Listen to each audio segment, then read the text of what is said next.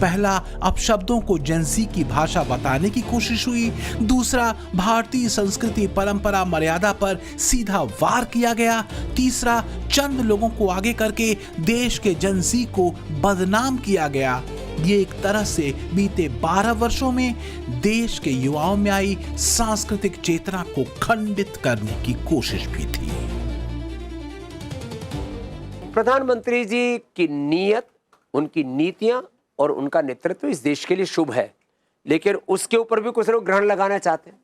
अच्छा, प्रधानमंत्री तो देश के लोग बनाते हैं, कुछ लोग इस जल्दबाजी में हैं, इस तरह से हंगामा काट रहे हैं कि वो हंगामा काट करके प्रधानमंत्री बन जाएगी। इसमें कोई दो राय नहीं कि नीट और सीबीएसई की गड़बड़ियों ने देश के युवा आबादी को शंका में डाला। उनके भविष्य को लेकर चिंताएं बच्चों के माता पिता की भी रही। चिंताओं और प्रश्नों की जवाबदेही तय भी होनी चाहिए और हुई भी। लेकिन जिस तरह की भाषा और गालियों का प्रयोग प्रदर्शन के दौरान खुद को जेनजी का प्रतिनिधि बताने वाले कुछ लोगों ने सोशल मीडिया पर किया, उसे सही नहीं ठहराया जा सकता। बाबा, आपने बहुत सारे जेनजी को प्रधानमंत्री के लिए अपशब्द कहते हुए सुना होगा। जेनजी के अपशब्द पर कई ऐसे लोग थे जो आए और उन्होंने कहा कि ये औरतों की लिबरेशन की तरह आप देखिए ना इसे। वो जब गालियां दे रही है तो सेंस ऑफ लिबरेशन है। नहीं, ये ना लिबरेशन है ना ये सेलिब्रेशन है, डिस्ट्रैक्शन है। अच्छा नहीं, देखिए हम अपने बच्चों को, अपनी पीढ़ी को कैसे ट्रेंड कर रहे हैं, तो हमें गालीबाज नहीं, हमें हुनरबाज होना चाहिए, हमें प्रतिभावान होना चाहिए, शीलवान, गुणवान, चरित्रवान, महान होना चाहिए अपने कर्म से, अपने आचरण से। किसी को अपशब्द बोल के आपको उपलब्ध क्या होगा? इसलिए किसी भी तरह का कितना ही बड़ा डिस्ट्रैक्शन क्यों ना हो, कितनी बड़े आपके सामने संघर्ष चुनौतियां क्यों ना हो, आपको अपना आपा नहीं खोना चाहिए। तो इसलिए गाली का कभी भी समर्थन नहीं होना चाहिए, और आपको विरोध करना है तो लोकतांत्रिक संवैधानिक तरीके से मानवीय मूल्यों के साथ करना है। और ये बात भी दीगर है कि विरोध प्रदर्शन के नाम पर दिल्ली में हुई हिंसा और सरकारी संपत्ति के नुकसान को लेकर पुलिस ने कुल 13 मामले दर्ज किए हैं। पुलिस जांच और फेशियल रिकॉग्निशन सिस्टम के अनुसार प्रदर्शन में 2873 आपराधिक प्रवृत्ति के लोग शामिल थे, जिनमें से 989 लोगों पर गंभीर किस्म के अपराध दर्ज हैं। भारत और पीएम मोदी के सामने चुनौतियां एक फ्रंट पर नहीं है, कई सारे फ्रंट खुले हुए हैं। ये अदृश्य है पर हैं। ये बात किसी से नहीं छिपी है कि दुनिया में सबसे तेज रफ्तार इकोनॉमी वाला भारत बहुत सारे लोगों की आंखों में चुभ रहा है। भाई होगा भी ना, क्योंकि तमाम भीतरी और बाहरी साजिशों के बावजूद मेरे देश की आर्थिक रफ्तार कम नहीं हुई है। आईएमएफ से लेकर वर्ल्ड बैंक तक कह रहे हैं कि भारत की इकोनॉमिक रफ्तार दुनिया में सबसे तेज इस वक्त बनी रहने वाली है। भारत के इस तेज रफ्तार तरक्की की सबसे बड़ी कौन कौन सी वजह है? एक, मजबूत, विजनरी और स्थायी सरकार। दूसरा, दुनिया की सबसे बड़ी युवा आबादी। यही वजह है कि भारत विरोधी ताकतों को लगता है कि अगर भारत में हालात नेपाल या बांग्लादेश जैसे बन जाएं, तो उसे पटरी से उतारकर उनका जो टारगेट है वो फिक्स किया जा सकता है। इसीलिए मैंने आपसे कहा कि देश को ज्यादा चौकन्ना और सतर्क रहने की जरूरत है, खासकर हमारे युवाओं को, हमारी जेनजी को। किसी देश की 65% युवा आबादी का मतलब है अर्थव्यवस्था की तेज रफ्तार और समृद्धि। पर इसकी एक शर्त है, सब मिलकर राष्ट्र संकल्प लें, सब मिलकर साथ चलें। विकसित भारत 2047 अगर पीएम मोदी का सपना है तो इस सपने में समृद्धि भारत की है और भारतीयों की भी है। अगर हमारा देश तरक्की करेगा, विकसित होगा, समृद्ध होगा, तो भारतीय समृद्ध होंगे, देश के युवा समृद्ध होंगे। मेरे युवा साथियों, आप भारत की अमृत पीढ़ी हैं। आप अगले 20-25 वर्षों में अपने जीवन को भी दिशा देंगे। और आप ही 2047 में देश को विकसित भारत की मंजिल तक लेकर जाएंगे और उसके शिखर पर आप ही बैठे होंगे। देश को आपकी ऊर्जा, आपकी कल्पना शक्ति और आपकी टैलेंट की जरूरत है। पीएम मोदी कहते हैं कि देश को जरूरत है युवा शक्ति की, उनकी ऊर्जा की।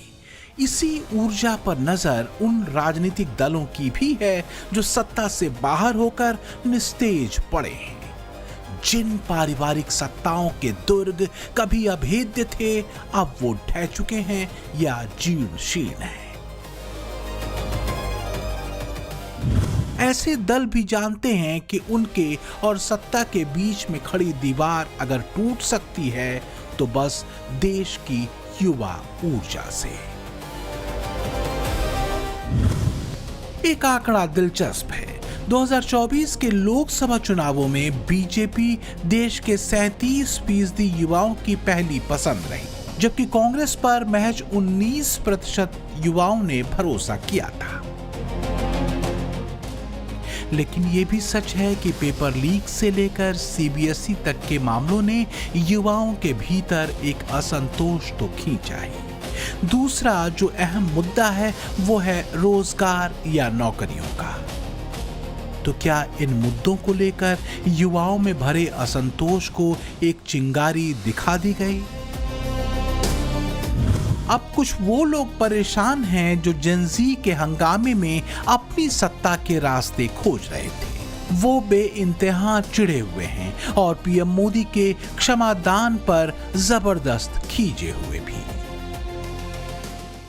और ये दद्दू बनना बंद कीजिए। रोज 11 बजे आ जाते हैं साहब दद्दू बनकर। दिन में आपके गुर्गे कनॉट प्लेस पे बच्चों को पीट रहे होते हैं, रात को आप रील बनाने आ जाते हो। ये कोई आपको दद्दू मानता नहीं ना, आप दद्दू बनने लायक हैं इनके। चुपचाप जो वोट लेकर जो इस काम के लिए आए हो वो काम कर लो, वही काफी है। बीजेपी तंज करती है और कहती है कि वैसे माफी मांगने का रिकॉर्ड फिलहाल तो कहीं और है और खूब है। ताजा वाला मामला मध्य प्रदेश में खेद प्रकट करने का तो हाल फिलहाल का ही है।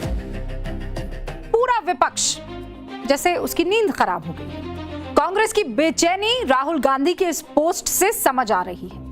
राहुल गांधी क्या लिख रहे हैं?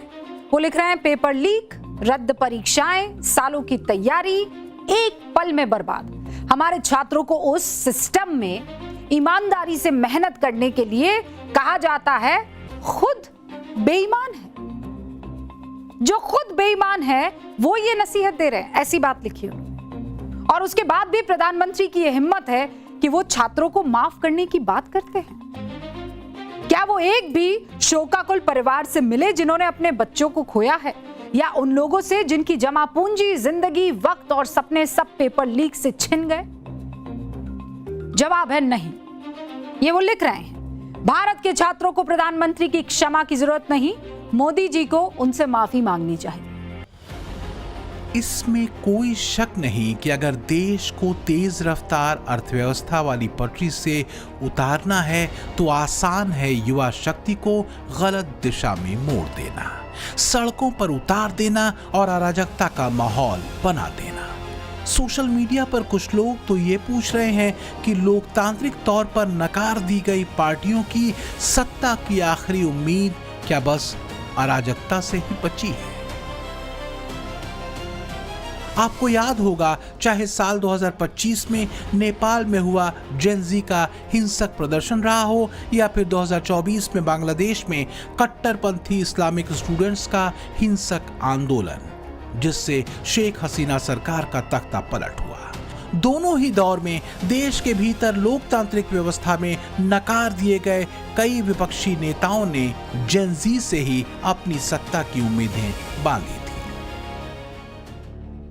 इसमें कोई दो राय नहीं कि देश के युवाओं को सचेत और सतर्क रहने की जरूरत है, और सरकार की तमाम एजेंसियों को भी, क्योंकि देश के युवाओं की आबादी को, उसकी ऊर्जा को गलत दिशा में मोड़ने के लिए तमाम तरह के पैंतरे चले जा सकते हैं।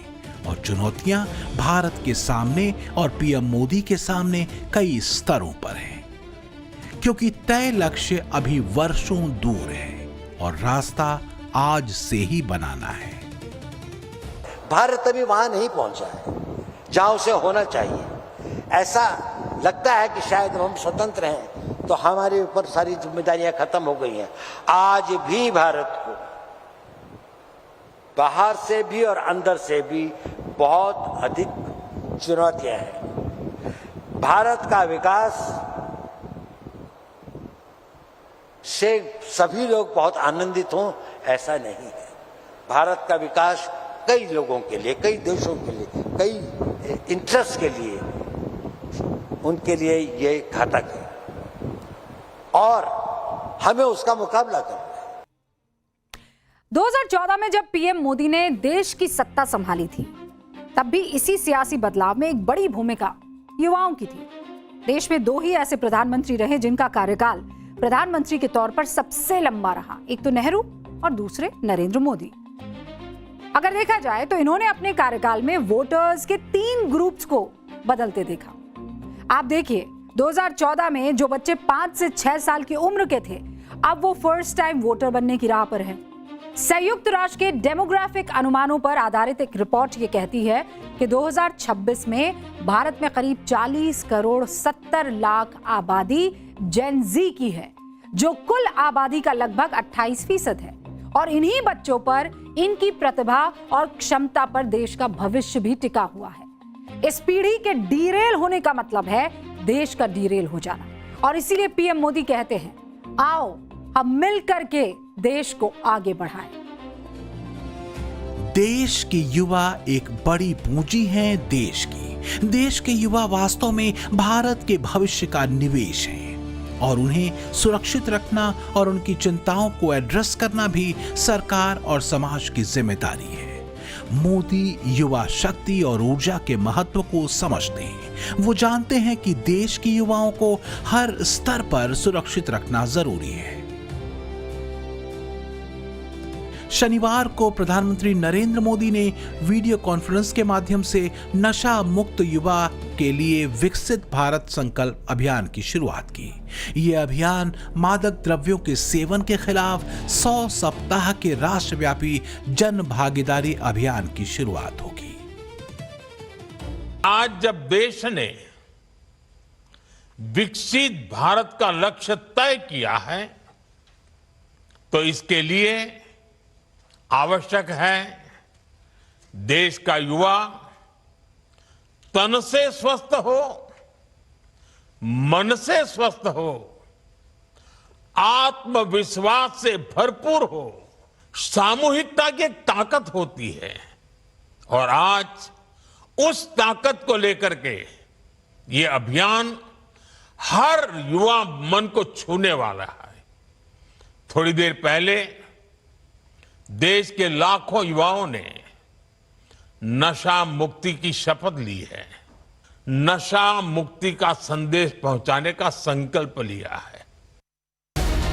बस यही संकल्प है और स्वप्न। इसी संकल्प के रास्ते और देश की युवा ऊर्जा को साधते देश आगे बढ़ सकता है।